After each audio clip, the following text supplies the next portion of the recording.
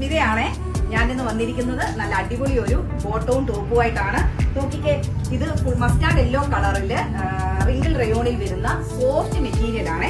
ഫുള്ളും വലിയ രീതിയിലുള്ള ഫ്ലോർ പ്രിന്റ് ആണ് കൊടുത്തിരിക്കുന്നത്. അതുപോലെ തന്നെ സൈഡ് ഓപ്പൺ ആണ്. ഫ്രണ്ടിലും ചെറിയ രീതിയിൽ ഒരു ഓപ്പൺ കൊടുത്തിട്ടുണ്ട്.